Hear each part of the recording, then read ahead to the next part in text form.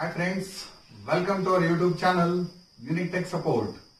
Let us learn what are the importance of sensors in industrial automations and student projects and many other commercial and industrial circuits where there is a sensor plays a very important role.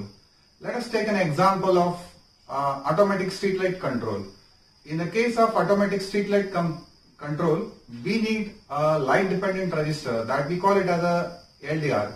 So the role of LDR here it is, which sends the natural light and control the action of a street light. So like that, we come across with a lot of sensors which are required for every kind of automation.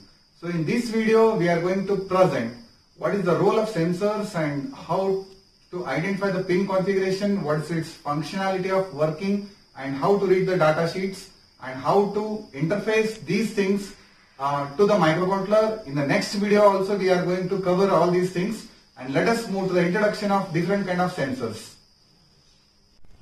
Take a look at different kind of sensors what we have here.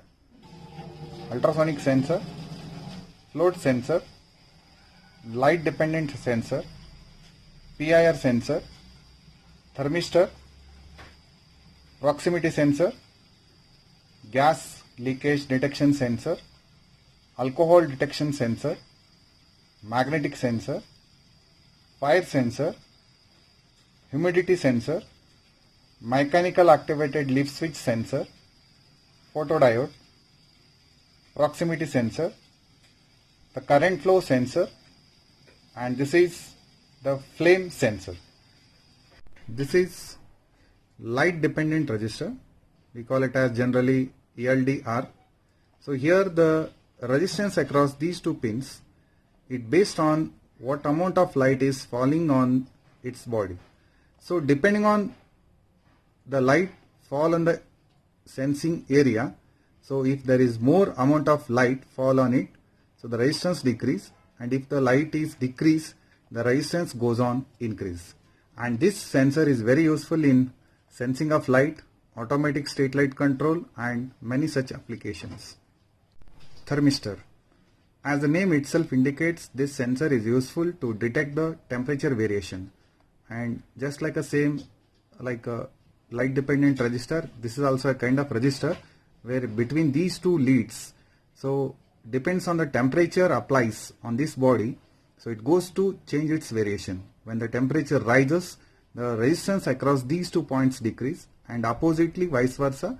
So when there is an increment in the temperature, the resistance decrease, and decrement in the temperature increase the resistance value, and this is sometimes also called by the name NTC, negative temperature coefficient.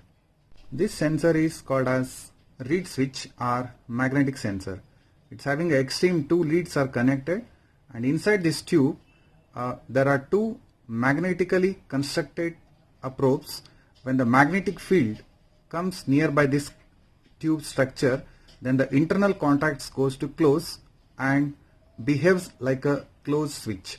When the magnetic field removes, so the internal contacts goes to open. These kind of sensors are very useful in the mechanical industries where there is a need of automation, and depends on the movement of the door or some actuating machine, so the process goes to make it on and off. This sensor is called as the gas leakage sensor, which detects methane and butane gases, and we call the number of this one is EMQ6. As we can see, it's a pin configuration here. So according to the pin configuration, there are two coil terminals and rest of the things are plus 5 volt ground, and there is an output. So the behavior of this sensor is, there are some internally there is some chemically treated sensing area, and as soon as the gas enters into the sensing area, there is a change in resistance between the two electrodes, and we can take this output to connect the further devices. These sensors are very useful in industries as well as for our hobby and many projects where detection of gas leakage and methane gas and different kind of gases detection is possible. This sensor is called as PIR sensor. The PIR stands here for passive infrared sensor, and these sensors are very useful for the saving of power and energy saving systems. where depends on the human detection. As soon as the object moves in front of this one, so this sensor detects and provide a logical pulse. So that depends on that. If the human being are passing, then only the lights goes on, and after a certain time, automatically the light goes to off and saves a lot of energy.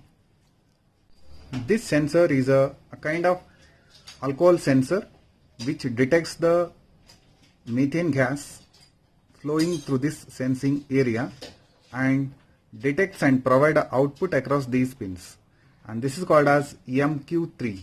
This is purely useful for detection of alcohol contents in the particular sensing area and provides in terms of analog voltage variations across its output pin, and this also operates with a voltage of 5 volt. These kind of sensors are called as micro switches or leaf switches, and even sometimes you call it as a limit switches. Just like a construction of a relay, these sensors also having 3 terminals. As we can see, this is the terminal common, and one is NC and one is NO. So in so many mechanical industries and construction of robot and many application areas, so depends on the mechanical action. So the sensor has to do some certain kind of close and open action. So this is a movable mechanism where depends on the lever movement. If it goes inside or outside, depends on that. This common contact either connect to a NC or NO terminal. These kind of sensors are very useful in mechanical automation sections. This sensor is called as a float sensor, and internally this sensor has got mechanically constructed a reed switch, and there is a moving float arrangement.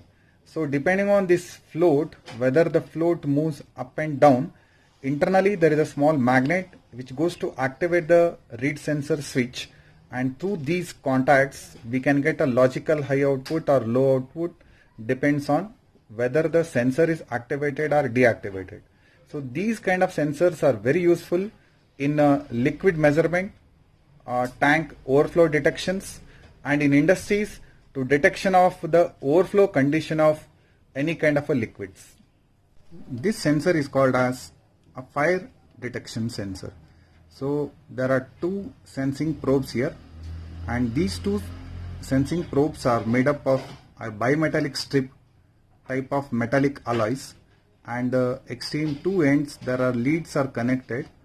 So as soon as the bimetallic strips are come in contact with any flame or any fire flame, so these are try to change its mechanical action, and these 2 probes are going to close and provide a logical high pulse or low pulse according to these the indications. This sensor is called as ultrasonic sensor. So in this sensor there are 2 ultrasonic transmitter and receiver modules. So one is sending ultrasonic frequency at the rate of 40 kilohertz, and when it is hit with some object, the echo of pulses will be received by another unit, and this is called as ultrasonic receiver, and the logical or the analog signals are come out of these pins, and this can be configured and programmed in a controller to detect that at what distance the object is there. So these sensors are very useful in detection of objects and detection of liquid and chemical levels in the industries. This is called as a humidity sensor. Either we can call it as a DHT11 or DHT22. So the role of this sensor is detection of the relative humidity as well as the temperature, and just required a 5 volt power supply, and there is a signal output pin which can detect the humidity as well as the temperature. The role of these kind of sensors are very useful in fridge and refrigeration system, as well as for many student projects useful to detect the humidity level and to do certain actions. This is a photodiode. So the role of photodiode is just like a PN junction diode. This diode has got a special characteristics in the reverse bias condition, and when there is some light fall in front of it, so the photodiode goes to saturate and conducts in reverse bias condition. So the role of this sensor is very useful in television remotes and many remote control circuits, as well as for the detection of a light source and decide some certain action.